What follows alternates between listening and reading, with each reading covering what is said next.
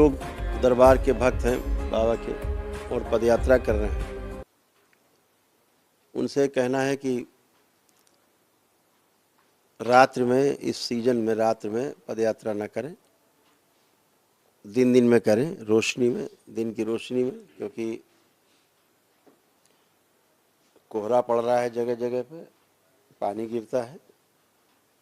तो प्रातः जल्दी से और शाम होने के पहले तक यात्रा करें। और कहीं पर जो ईश्वर का भक्त होगा, भोलेनाथ का कोई भक्त होगा, वो आपको जरूर रास्ते में ठिकाना भी देगा। और आप जानते ही हैं कि आपको कोई न कोई रास्ते में मिलता ही है, रोकता ही है, आपकी यात्रा को सुगम बनाता है। तो सभी पदयात्री इसका विशेष ध्यान रखें।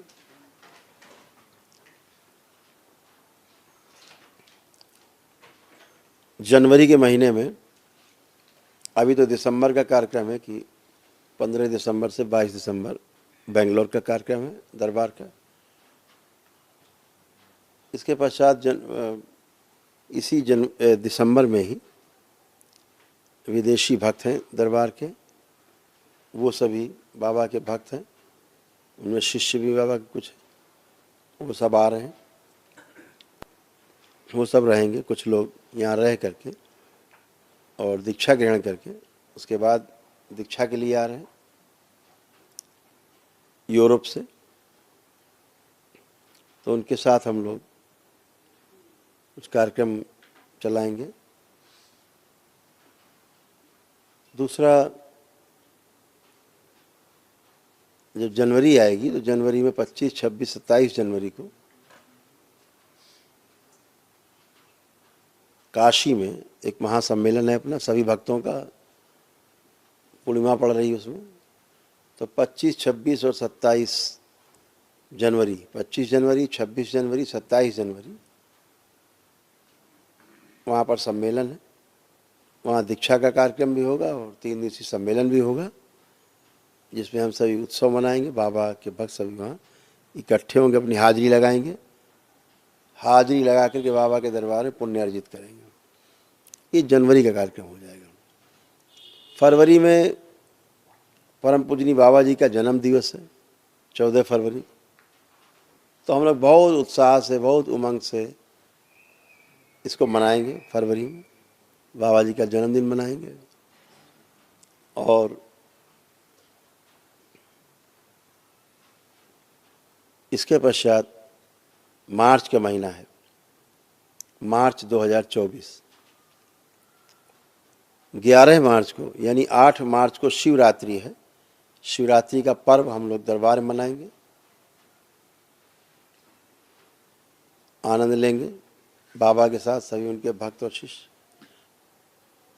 फिर 10 तारीख को अमावस्या है, पितृमुक्ति वगैरह है, जो लोग कार्यक्रम कर रहे हैं वो सभी इकट्ठे होंगे, तो पितृमुक्ति का कार्यक्रम होगा अमावस्या को, वो 10 तारीख है। और 10 मार्च और 11 मार्च को हम लोग यहाँ से कूच करेंगे कानपुर से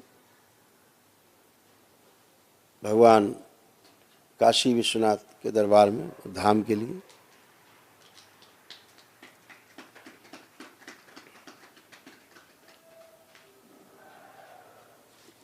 ये सब दिखाते हैं यूट्यूब पे, चल रहा पीछे बाहर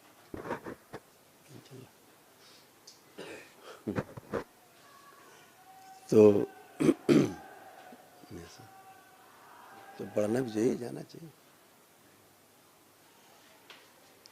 तो हम सभी लोग भगवान विश्वेश्वर नाथ के धाम काशी विश्वनाथ, सृष्टि का केंद्र काशी, मुक्ति का केंद्र काशी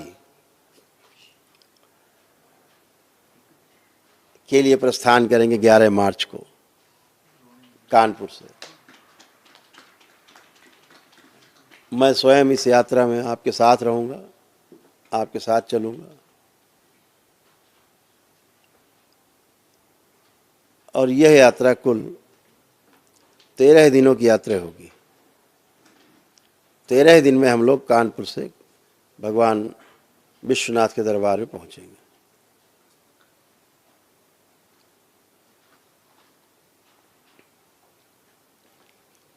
एक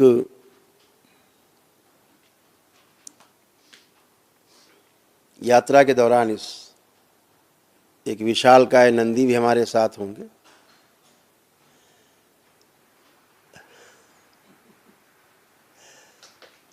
जो पूरा रास्ता दिखाते हुए चलेंगे, रास्ते में रुकते हुए, लोगों से मिलते हुए। यह जो सनातन की यात्रा है, ये भगवान काशी विश्वनाथ के दरबार में जाके पूरी होगी। और ये यात्रा जो यहाँ से भगवान काशी विश्वनाथ के चरणों तक जाएगी, दसियों हजार भक्त बाबा का शिष्य सब इसमें जुड़ के जाएंगे, सब लोग जाएंगे, बच्चे, महिलाएं, पुरुष, सब जाएंगे और बाबा के चरणों में और वहाँ पर जो शक्तिपीठ है वहाँ जाके हाजिरी लगाएंगे। और इस दरबार में पहुंचकर जो यात्रा पहुंचेगी, ये यात्रा फिर वहाँ समाप्त नहीं होगी। आप ऐसे समझो कि भगवान काशी विश्वनाथ के धाम से, उस दरबार से यह सनातन की यात्रा धीरे धीरे चलते हुए पूरे विश्व में फैलेगी। ये पूरे विश्व में फैलेगी ये यात्रा, और इन यात्राओं का दौर अपने देश में और बढ़ेगा। कितनी बड़ी शक्ति दरबार ने खोल रखी है कि आप पद यात्रा करके आते हो और आपके परिवार के रोग और कष्ट चले जाते हैं। कितना अद्भुत है, बहुत अद्भुत है। आपके भी कष्ट जाते, उनके भी जाते हैं। तो पदयात्री जो पदयात्रा करते हैं आप लोग, वो अदम्य साहस आपके अंदर है। कुछ लोग दंडवत यात्रा करते हैं, 20 kilometre, 25 kilometre, 30 kilometre, 35 kilometre, 40-40 kilometre से दंडवत करते हुए आते हैं। रास्ते में सड़क इतनी खराब है कि गाड़ी आना मुश्किल है। उन सड़कों पर आप अपनी छाती रखते हुए, रगड़ते हुए, घुटने रखते हुए, पूरा शरीर रखते हुए दंडवत करते हुए आते हैं। आप धन्य हैं। हो सकता है यहाँ अधिकारियों की बात ना समझ में आती हो, पीडब्ल्यूडी के, क्योंकि उनको पदयात्रा नहीं करनी है, दरबार से कोई जुड़ाव भी नहीं है उनका। लेकिन आपकी आस्था, विश्वास, श्रद्धा के आगे वो सड़क भी आपको रोक नहीं पाती, वो गंदगी आपको रोक नहीं पाती। आप फिर भी दंडवत यात्रा करते हो। पद यात्रा तो करके तमाम भक्त रोज टोली की टोली चली आ रही हैं। इतना साहस, छोटी टोली भी, बड़ी टोली भी। छोटी टोली तो हमने इतनी बड़ी छोटी देखी कि 2 ही लोग चले आ रहे हैं, 3 लोग कहाँ से, बोले बद्रीनाथ से चल दिए।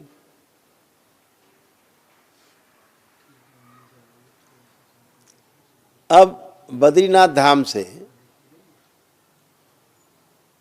पैदल चल के आना यहाँ कानपुर तक, करौली सरकार, करौली शंकर महादेव धाम तक, एक बहुत बड़ी प्रक्रिया का हिस्सा है, बहुत बड़े साहस का काम है।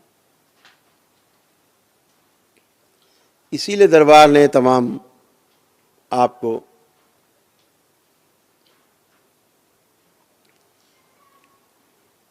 जो रास्ते बताए चलने के लिए ने प्रदान किया कि लोग इतनी दूर दूर से आकर के पुण्य प्राप्त करने के लिए, स्वस्थ होने के लिए चलते हैं।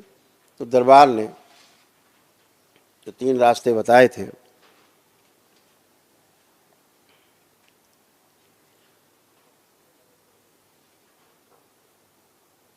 पहला कि भगवान काशी विश्वनाथ धाम से जो पद यात्रा करके आते हैं लोग, वो 1 जनवरी से सक्रिय रहेगा। अभी तो जहाँ जहाँ से आ रहे हैं कोई बात नहीं, लेकिन 1 जनवरी से बाकी और अपनी जगह और कहीं से यात्रा करें, अलग बात है।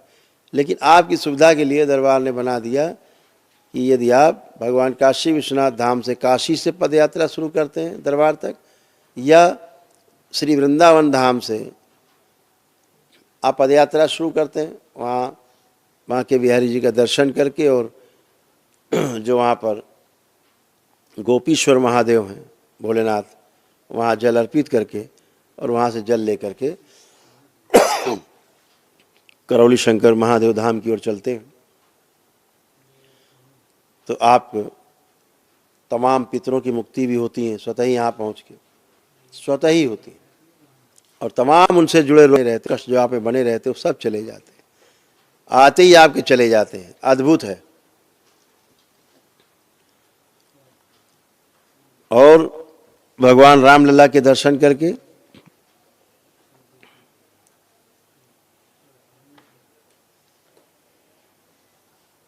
अभी तो है।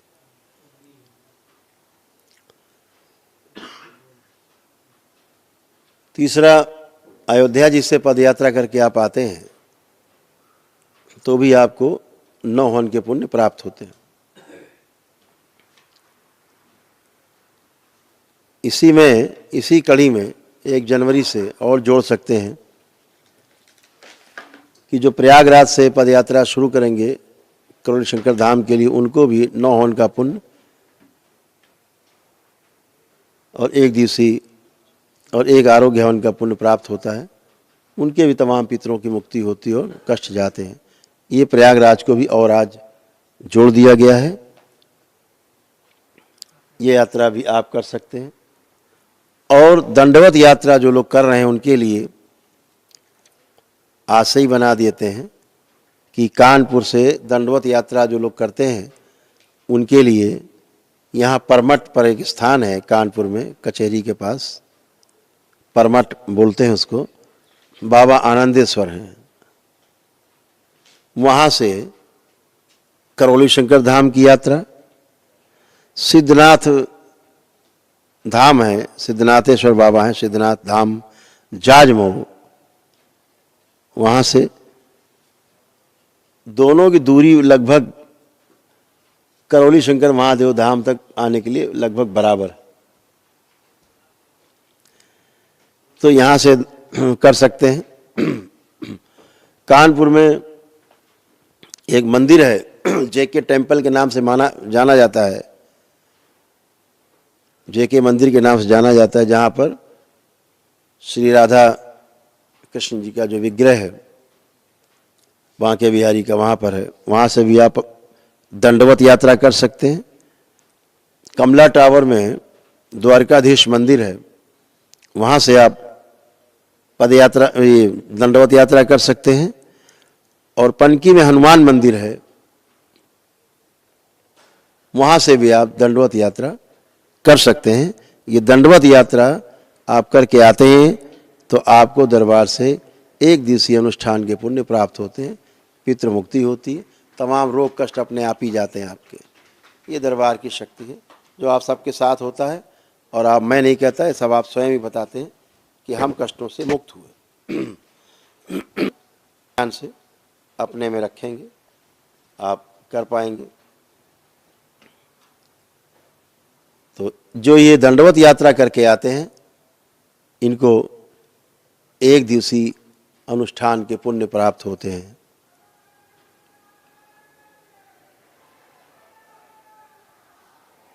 बहुत कष्ट आते हैं। क्या दिन लगते हैं इनको? सवाल ही नहीं।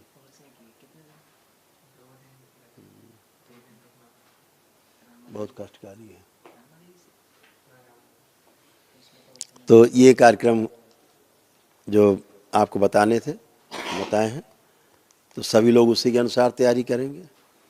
हम सभी अगले महासम्मेलन की तैयारी कर रहे हैं जो 25, 26, 27 जनवरी को काशी विश्वनाथ धाम में। वहीं हम लोग 3 दिन निवास करेंगे, 2 दिन निवास करेंगे, तीसरे दिन वहाँ से प्रस्थान करेंगे समापन करके। तो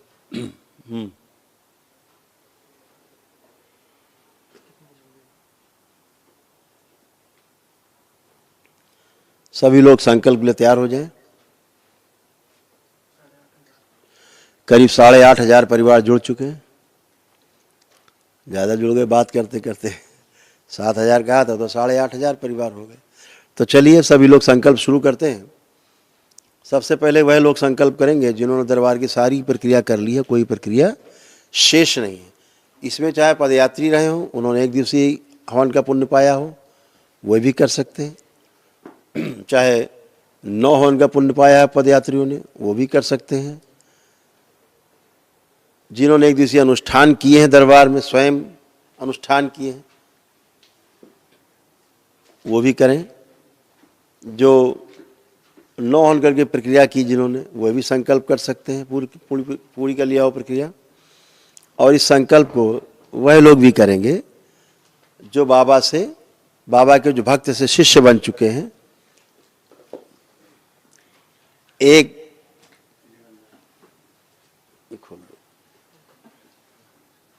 जो मंत्र दीक्षा ले चुके हैं, बाबा से तंत्र दीक्षा ले चुके हैं, वो सभी लोग इस संकल्प को करेंगे। संकल्प पश्चात 1 गिलास जल, उसमें 2 लौंग और 2 चम्मच चीनी डाल के रख लेंगे। एक व्यक्ति के लिए है ये। संकल्प के अंत में 6 बार सीधा और 7वां चक्कर उल्टा घुमा के लैट्रिन में या गंदी नाली में डाल देंगे, ताकि गंदगी जाए, निकल के तेजी से खत्म हो। जो लोग घर पे हैं, जो घर पे नहीं है, जब घर पहुंचे तब कर लें। और ये भी ध्यान रखें कि अंत में एक संकल्प होगा, सामूहिक होगा आखिरी में, कि अपने अपने परिवार के सदस्य का जो लोग ना उपलब्ध हों, घर पे ना हो, या संकल्प ना करते हो, या ना करना चाहते हो, या भागते हो, तो उनका एक कपड़ा जरूर छुपा के रख लीजिए, जो उसका कपड़ा पहना हुआ हो, उतरा हुआ हो, धुला ना हो, बस वो कपड़ा गोद में रख के उसका नाम लेके बाद में संकल्प अभी कराया जाएगा, तो उसके लिए कर सकते हैं। सबसे प्रभावी तरीका होता है जब आप उसका नाम लेकर के उसके लिए प्रार्थना संकल्प करते हैं दरबार से, उसकी समस्त गंदगी, तमाम नकारात्मक रोगी स्मृतियाँ, तमाम असाध्य स्मृतियाँ नष्ट होती हैं। जो बीमार है व्यक्ति, असाध्य रोगी है, उसका भी आप ऐसे ही कपड़ा रख करके गोद में संकल्प कर सकते हैं, तो वह भी तेजी से स्मृतियाँ उसकी नष्ट होती हैं। तो सभी लोग संकल्प के लिए तैयार हो जाएंगे। सभी लोग तैयार हो संकल्प के लिए।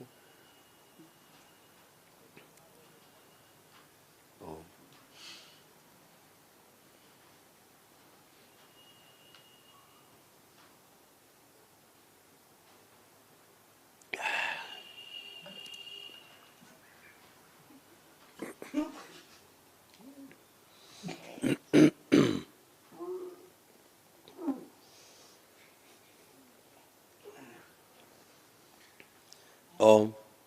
तो आप सभी लोग संकल्प ले तैयार। बाबा के सभी दीवाने, बाबा के सभी भक्त, बोलिए सद्गुरुदेव भगवान की। आप सभी के संकल्प पूर्ण हुए। आप 1-2 बातें और ध्यान रखनी है कि जो पदयात्रा करते हैं, जो पुण्य मिलते हैं, उसके बाद जैसे हवन करके आगे की प्रक्रिया पूरी करते हैं कि लेपन करना, संकल्प करना, दरबार से जुड़ा रहना, रुद्राभिषेक करना, विष्णु सहस्रनाम करना और दरबार से जुड़े रहकर के अमावस्या करना। तो जो पद यात्रा करके आते हैं उनको 3 बार की अमावस्या अनिवार्य है, ध्यान रखें। जो हवन करके जाते हैं उनको 1 बार की, बाकी जो पद यात्री इनको पुण्य मिलते हैं उन्हें 3 बार की अमावस्या अनिवार्य, ध्यान रखेंगे, जरूर करेंगे।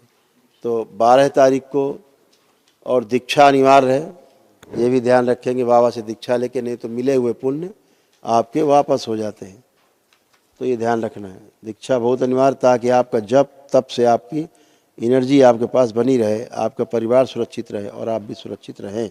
जो ऊर्जा आपको मिली है वो सुरक्षित ऊर्जा का ताला, ऊर्जा है, ताला भी जरूरी है। तो दीक्षा से आपके जप तप से उत्पन्न होता है। और 12 को इस बार इसी महीने में अमावस्या है, उसमें हम सब तो आप सभी लोग जम खूब संकल्प किया, जम के किया, बाबा के साथ, माँ के साथ, दरबार के साथ। आप सभी लोगों को, आपके पूरे परिवार को बाबा माँ की ओर से, भगवान भोलेनाथ माता कामाख्या की ओर से बहुत आशीर्वाद। आप स्वस्थ रहें, आपका परिवार स्वस्थ रहे, आप सभी स्वस्थ रहे, परिवार स्वस्थ रहे, सुखी रहे, संपन्न रहे और समृद्ध रहे। नियमों का पालन करते रहेंगे। हरि है। जो संकल्प कर चुके अपनी संकल्प की दक्षिणा पेटी में डालते रहेंगे। जो घरों में जिन्होंने किया है वो अपने घरों में संकल्प की दक्षिणा निकाल कर और अपने रखते रहेंगे। जब दरबार आए तो वो जरूर, यहाँ पेटी होती ब्राह्मणों की जो संकल्प की दक्षिणा लिखा रहता है, उसमें डाल दें ताकि आपके संकल्प पूरे बने रहें और आपके संकल्प पूरे बने रहें। और कि अगर एक का संकल्प लिया तो एक लोग, और 5 का संकल्प लिया तो 5 लोगों के अलग अलग दक्षिणा आपके पास इकट्ठी करनी होती, ध्यान रखें। जब दरबार आए तो अपने हाथों से संकल्प की दक्षिणा की पेटी में स्वयं डालें ताकि आपके संकल्प पूर्ण रहें। और एक सूचना और थी कि संकट सेना का गठन अतिशीघ्र इसी अमावस्या से घोषणा होने लगेगी। इसी अमावस्या में आपको उत्तर प्रदेश के अध्यक्ष की घोषणा होगी, प्रदेश अध्यक्ष की, और कई प्रदेशों के अध्यक्षों की घोषणा होगी। संकट सेना के जो से गठन करेंगे कई प्रदेशों में, अलग अलग अपने अपने प्रदेशों में प्रदेश अध्यक्षों की घोषणा होगी ताकि अपने अपने प्रदेशों में लोग संकट सेना के गठन पर कर पाएँ और सामाजिक कार्यों में बढ़ चढ़ करके अपना योगदान दे पाएँ। जो सरकारी कार्यक्रम उनके साथ भी योगदान करके अपना कार्यक्रम बनाएंगे आगे, और दरबार के साथ जो दरबार के साथ अपने दरबार के कार्यक्रम होंगे उनके साथ भी तालमेल करके आगे कदम बढ़ाएंगे। तो आप सभी लोगों को ये संकट सेना का एक ये लोगो है, आप देख सकते हैं, ये रहेगा। ये संकट सेना का लोगो रहेगा जो हर झंडे पे रहेगा।